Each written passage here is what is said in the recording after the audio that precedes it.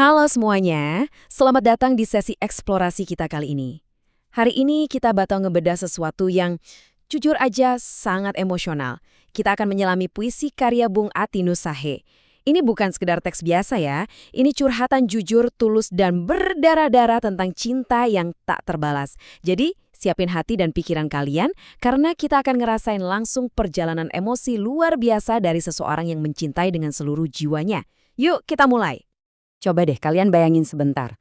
Kalian udah ngasih segalanya, berkorban mati-matian, tanpa syarat apapun. Tapi orangnya malah nggak ngeliat usaha itu sama sekali. Sakit kan? Nah disinilah sang penyair benar-benar mempertaruhkan seluruh emosinya sejak awal. Dia ngebuka lukanya lebar-lebar supaya kita bisa benar-benar paham dan ikut ngerasain apa yang dia rasain. Nah, perjalanan hati yang terluka ini bakal kita telusuri lewat 3 babak utama. Mulai dari awal mula nemuin cinta di kampus, rasa sakitnya pengorbanan yang gak dihargai, sampai akhirnya muncul sebuah janji cinta yang abadi. Oke, kita langsung masuk aja ke babak pertama nih. Menemukan cinta di kampus. Di babak awal ini, kita diajak balik ke masa-masa yang penuh harapan saat benih-benih romansa itu pertama kali muncul. Coba perhatiin betapa briliannya kontras yang digambarin di sini.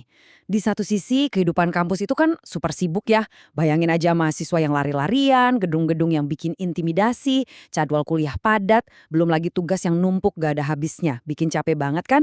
Tapi di sisi lain, tepat di tengah pusaran kekacauan itu, ada satu momen sunyi dan intim di sudut perpustakaan. Ada lampu yang terang, senyum yang manis banget, dan sepasang mata yang berbinar. Di momen magis itulah dia nemuin sosok yang dia sebut sebagai malaikat cantik dan cerdasnya. Benar-benar kerasa kayak nemu oase di tengah hiruk-pikuk kampus kan? Yang bikin menarik, ketertarikan mahasiswa STFTGKIIS Kijni Jayapura ini bukan cuma soal fisik doang loh. Dia itu benar-benar terpikat sama harmoni yang langka banget. Sosok ini punya suara lembut yang bisa nenangin hati, tangan yang terampil, dan yang paling bikin takjub, perpaduan antara kecerdasan dan kecantikan.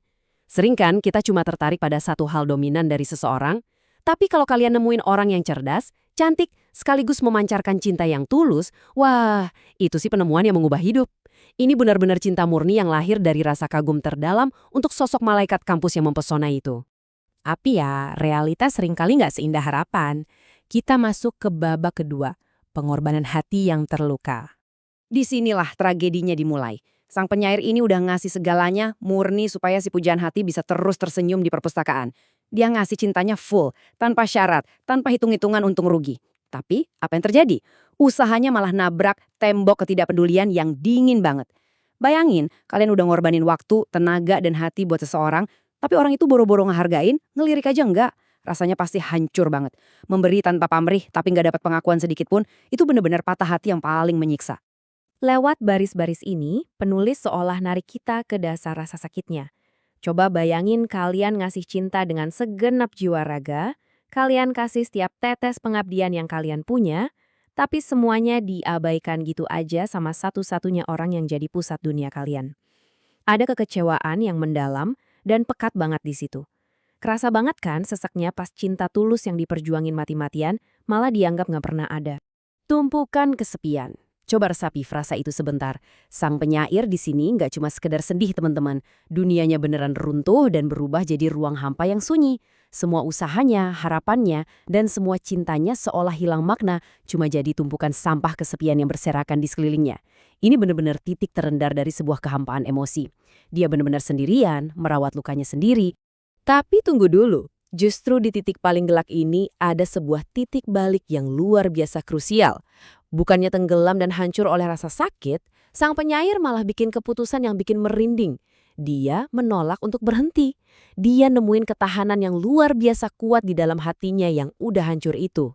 Dia memilih untuk terus mencintai tanpa syarat, nyembunyiin lukanya sendiri rapat-rapat demi menjaga ketulusannya.